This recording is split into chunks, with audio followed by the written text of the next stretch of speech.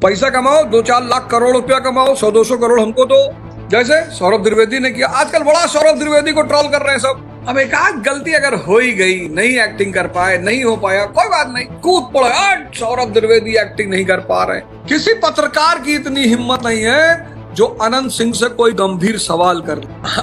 अनंत सिंह को इस देश का प्रधानमंत्री होना चाहिए।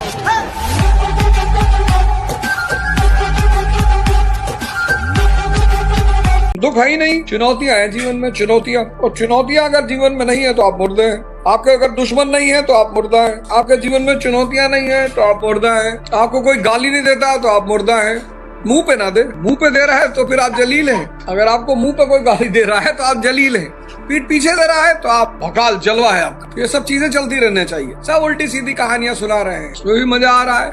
कुछ लोग बड़ा अच्छा कंटेंट बनाते हैं, उनको देख कर बड़ा हंसी आती है। कुछ लोग ज्ञानवर्धक कंटेंट बनाते हैं। कुछ लोग तत्कालीन मुद्दों को बड़े अच्छी तरह से उठाते हैं, बहुत अच्छी तरह से उठाते हैं। मैं बड़ा स्वागत करता हूँ कुछ लोग जो रील बनाते हैं, जो तत्कालिक मुद्दों को बहुत अच्छा उठाते हैं। कुछ हमारी बहनें हैं, वो बड़ा अच्छा कंटेंट बनाती हैं, अध्यात्म पे बनाती हैं, शिक्षा पे बनाती हैं, सरकार की आलोचना करती हैं। अच्छी बात है, जनता का काम है सरकार की बातों का आलोचना करना, उसको बुरा नहीं माना जाना चाहिए। कुछ कंटेंट बड़े शानदार होते हैं, बहुत शानदार। और जितने भी शानदार कंटेंट है उनको अप्रिशिएट किया जाना चाहिए, उनकी तारीफ किया जाना चाहिए, जैसे सौरभ त्रिवेदी ने किया। आजकल बड़ा सौरभ त्रिवेदी को ट्रोल कर रहे हैं सब। आजकल लोग सौरभ त्रिवेदी को इतना ट्रोल कर रहे हैं। सौरभ त्रिवेदी जेएनयू से पढ़ा हुआ, सौरभ त्रिवेदी पत्रकारिता का दुनिया का सुपरस्टार, लल्लन टॉप जैसी एक महान हैसियत उसने खड़ी की। और सबसे बड़ा काम जो उस आदमी ने किया, सौरभ त्रिवेदी ने, इतना कमाने के बाद अपने क्षेत्र में, अपने गांव में बच्चों के लिए एक लाइब्रेरी की स्थापना की। उस पर लोगों ने चर्चा नहीं की।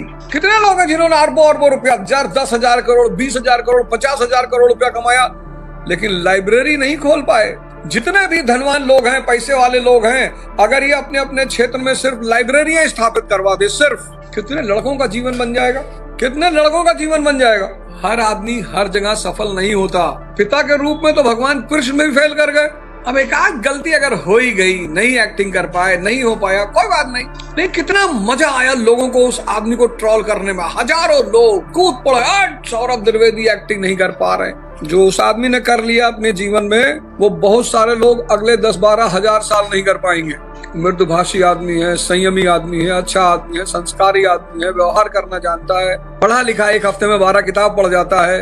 मदद करो लोगों की जितनी संभव हो सके, सेवा करो, मदद करो, दूसरों के अच्छे की कामना करो कि भगवान हमारे पड़ोसी लड़का सिलेक्शन हो जाए, डॉक्टर हो जाए, इंजीनियर हो जाए, तब तो तुम्हारे अंदर पॉजिटिव बातें घूमेगी। तुम दिन भर दूसरों के लिए नेगेटिव सोचते हो, तुम्हारा मन नेगेटिव हो गया। अब उस नेगेटिव मन से पॉजिटिव उन्नति कभी नहीं होगी। देखो आईटी सेल वाले आ गए, देखो इनको चेक करो, देखो आ गए आईटी सेल वाले। इनके आकाओं के कलेजे में दर्द होने लगा, इनके आकाओं के कलेजे में दर्द होने लगा कि अरे बाप रे बाप। बहुत लोग चिल्लाते रहते हैं ब्राह्मणों ने बड़ा शोषण किया है, बहुत 3000 साल से शोषण किया है, बहुत 3000 साल से शोषण किया, बहुत मारा है। कबीर दास जी बनारस में थे, ब्राह्मणों के गढ़ में, और वहां कहते थे पाथर पूजे हर मिले तो मैं पूजू पहाड़, और ताते तो चकिया भली पीस खाए संसार। शोषण व्यवस्थाएं करती हैं, व्यक्ति नहीं करता। 1757 से 1947 उपनिवेशवाद ने भारतीयों का शोषण किया, अंग्रेजों ने शोषण नहीं किया। उपनिवेशवाद, कोलोनियलिज्म, आप अपने ऊपर काम ही नहीं करना चाहते। आप भाग्य को मानते हैं और भाग्य होता है। जो लोग मन पे जीते हैं उनका भाग्य होता है, क्योंकि आपकी गाड़ी अगर मन चला रहा है तो मन आपको जहां ले जाएगा आप वहीं तो जाओगे। आप मन के ऊपर जी रहे हो। मन कह रहा है सुबह 9 बजे उठो, आप 9 बजे उठते हो, जबकि आप उठना चाहते हो सुबह 5 बजे। 6 घंटे स्क्रॉल करा रहा है, 8 घंटे सीरीज दिखवा रहा है, 5 घंटे चाय की दुकान पे बैठाया है, 3 घंटे राखी सावंत की शादी में चर्चा करवा रहा है। फिर अवध ओझा से पूछ रहा है, सर अबे राजा कैसे बनेंगे? तुम भिखमंगा नहीं बन पाओगे भाई, तुम भिखमंगा नहीं बन पाओगे, तुम नीले ड्रम में जाओगे।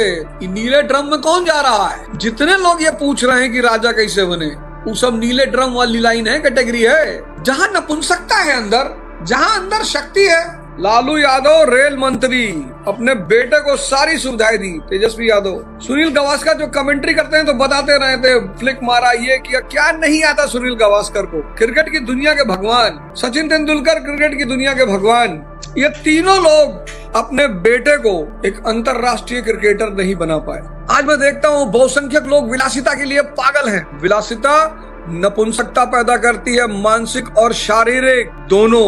इसका मतलब है मास्टर पैसा ना कमाए, एकदम कमाओ, पैसा कमाओ, 2-4 लाख करोड़ रुपया कमाओ, 100-200 करोड़ हमको दो, 100-200 करोड़ हमें दे दो, 1-2 लाख करोड़ रुपया कमाओ। विलासिता नहीं करना है। विलासिता में अगर तुम डूबे, बहुत पैसे वाले लोग परेशान हैं, लड़कों को, बच्चों को विलासिता दे दी। विलासिता बुद्धि को कुंद कर देता है, इसलिए विलासिता से बचना चाहिए। तो फिर पैसा किस लिए कमाना चाहिए जब विलासिता नहीं करनी है? पैसा कमाना है इन्वेस्टमेंट के लिए। फैक्ट्री लगाइए, 4 फैक्ट्री गोंडा में लगा दीजिए, 4 बहराइच में लगा दीजिए, 4 आजमगढ़, बलिया, मऊ, लोगों को व्यवसाय दीजिए। पैसा क्यों नहीं कमाएंगे? उल्टा क्यों सोचते हैं पैसा आ जाए भैया तो दिमाग खराब हो जाए? बिल्कुल नहीं होगा। अगर आप चाहते हैं कि आपका जीवन बदल जाए तो राम को पकड़ ली। अरे तुलसीदास जी ने बहुत झेला भैया, बहुत झेला। तुलसीदास जी को काशी के विद्वानों ने बहुत परेशान किया कि ये तुम क्या कर डाले, ये भगवान बनने का सिद्धांत तुम हिंदी में सरल जन भाषा में काहे लिख दिए? अब हमारी श्रेष्ठता कैसे बचेगी? अब हर आम इंसान भगवान की स्टेटस में आ जाएगा। बहुत परेशान किए तुलसीदास। राजनीतिक प्रतिद्वंदता। हमारे यहाँ एक नेता है यूपी में, स्वामी प्रसाद मौर्य जी। स्वामी प्रसाद मौर्य जी हमारे यहाँ के नेता हैं, अच्छे नेता हैं, बढ़िया नेता है, बहुत संघर्ष करके ऊपर उठे हैं, वो रामचरितमानस फाड़ डाले। पता क्यों? सिर्फ राजनीतिक प्रतिद्वंदता। उनको भी पता है कि आज के बहुत सारे धार्मिक लोग, आज तो लोग धर्म को दिखावा, फलाने नेता पैदल मंदिर चले गए तो क्या बिगाड़ लिए, गए होंगे वे, इसमें कौन सी बड़ी बात है? अच्छा किए गए। फला मुसलमान शंकर जी के दर्शन कराया, अच्छा किया। बुरा क्या किया उसने? बुरा कहाँ किया? बहुत अच्छा किया। तो जिस मुसलमान का मन अल्लाह में लगा हुआ है उसका भी मन गणेश है। अलग कहाँ है? बिहार में एक नेता है आनंद सिंह, किसी मजाल है क्या? पत्रकार, क्या नेता, क्या किसी मजाल आनंद सिंह के खिलाफ बोल दे? बिहार के लोगों से बात करो तो बात ऐसी करेंगे जैसे लगा मार देंगे पैर तो बादल फट जाएगा। किसी की हिम्मत नहीं कि आनंद सिंह के खिलाफ बोल दे। एकदम स्पष्टवादी आदमी, सीधा सपाट बोलने वाला आदमी, लेकिन वो जानता है कि इस देश की जनता बंदूक की भाषा समझती है। डेमोक्रेसी, लिबर्टी, इक्वालिटी, फेटर्निटी, इस सब को पढ़ा ही नहीं वो आदमी। कहता हम स्कूल ही नहीं गए, हम पढ़ा ही नहीं। कितना बढ़िया काम किए हो। अगर वो पढ़ लेते तो एसएससी सीजीएल के चक्कर में पड़े होते, क्लर्क होते, कहीं नौकरी लग गई होती।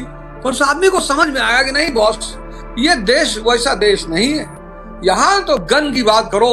पत्रकार ने पूछा आपका बेटा राजनीति में जाएगा? कहा तुम्हारे बाबूजी जानते थे तुम पत्रकार बनेगा। चुप हो गया। देखो उस व्यक्ति से कोई पत्रकार की हिम्मत नहीं जो गंभीर सवाल कर ले। किसी पत्रकार की इतनी हिम्मत नहीं है जो अनंत सिंह से कोई गंभीर सवाल कर ले। मैंने अच्छे पत्रकारों को उस व्यक्ति के सामने बैठे हुए देख के उनका, मैं पत्रकार का चेहरा देखता हूँ कि मर गए ना, सारा डेमोक्रेसी, लिबर्टी, इक्वालिटी, फेटर्निटी चला गया ना तुम्हारा, खत्म। अनंत सिंह को इस देश का प्रधानमंत्री होना चाहिए। मेरे हिसाब से अनंत सिंह को इस देश का प्रधानमंत्री होना चाहिए। वही आदमी चला सकता है इस देश को। कि भैया ये सड़क पे खड़ा होकर पेशाब कर रहे थे, उड़ा दो गोली, मार डालो। भैया ये खाना खा के प्लेट फेंक दिए सड़क पे, इसकी भी गर्दन काट लो। बढ़िया, अच्छे लगे। मैं उनको इसलिए नहीं सुनता कि वो क्या जवाब देने जा रहे हैं, मैं उनको इसलिए सुनता हूँ कि उनके सामने वो जो पत्रकार बैठा है ना, गोयनका का लेक्चर पढ़े हुए, गोयनका सर का लेक्चर पढ़ा है, उस पत्रकार की हिम्मत नहीं कि उस आदमी से कोई सीधा सवाल करे। दिन भर स्ट्रेस हो रहा है, एंजाइटी हो रहा है, डिप्रेशन हो रहा है, साधना करेंगे सब खत्म हो जाएगा, ये विवेक पैदा हो रहा है। आपको पता चल रहा है कि सेवा करेंगे आशीर्वाद मिलेगा, ये विवेक पैदा हो रहा है। आपको पता चल रहा है कि दूसरे की तारीफ करेंगे उसको खुशी होगी, विवेक पैदा हो रहा है। आज आप इंसान को देखो, पड़ोसी खुश ना रहे, बस रिश्तेदार खुश ना रहे किसी तरह से, पड़ोसी, रिश्तेदार, ये सब पैसा वाले ना हो पाए। अगर इन्हीं के पास पैसा नहीं रहेगा तो मुसीबत में रहोगे, तो मांगोगे किससे? आज अगर हर आदमी अपना अवलोकन करने लगे, बुरा जो देखन मैं चला, बुरा न मिलिया कोई, और जो दिल खोजूं आपना मुझसे बुरा न कोई। आज अगर हर आदमी अपना अवलोकन करे, सिर्फ अपना अवलोकन करे, उसको एहसास हो जाएगा। जब 24 घंटे आपके मन में निगेटिव बातें चल रही, जब 24 घंटे आपके मन में निगेटिव बातें चल रही हैं, तो आपके मन का स्वरूप क्या हो जाएगा? निगेटिव हो जाएगा। इसीलिए गांधी जी ने कहा बुरा मत देखो, बुरा मत सुनो, बुरा मत कहो। इसीलिए कहा कि किसी की बुराई करके तुम कुछ ना बिगाड़ पाओगे। बड़ी हुई आचार्य रजनीश की बुराई, बहुत बुराई हुई। ये आदमी सेक्स सिखाता है, गंदी बातें सिखाता है, इसके आश्रम में मत जाओ। पुणे में हमारे एक दोस्त है, तो मैं जब पुणे गया मैंने कहा यार आचार्य रजनीश के आश्रम जाना है, कहीं अरे नहीं वहां नहीं जा सकते। मैंने कहा क्यों? अरे बोले भैया व्यभिचार होता है उसके आश्रम में। हमने कभी जाके देखे हो? अरे बोले मैं ऐसी नीच जगह कभी जाऊंगा नहीं। मैंने कहा तुम्हारी जैसी शकल वालों से ना उस आश्रम में कोई झाड़ू न लगवाए। तुम बुद्धहीन सुकर, तुम गए नहीं, तुम देखे नहीं, तुमसे कोई कह दिया तो तुम मान लिए कि वहां व्यभिचार होता है। कोई किताब पढ़े हो? अरे बड़ी गंदी किताब लिखा था संभोग से समाधि। पतंजलि सूत्र पढ़े हो? नहीं ये तो नहीं पढ़े हैं। शिव सूत्र पढ़े हो? नहीं ये भी नहीं पढ़े हैं। मीरा पे कमेंट पढ़े हो? नहीं ये भी नहीं पढ़े हैं। तो तुमको पेड़ में बांध के 1000 लाठी मारने का काम कर रहे हो तुम। अबे किसी के बारे में कुछ जानते नहीं, ओपिनियन कैसे बना लिए वे?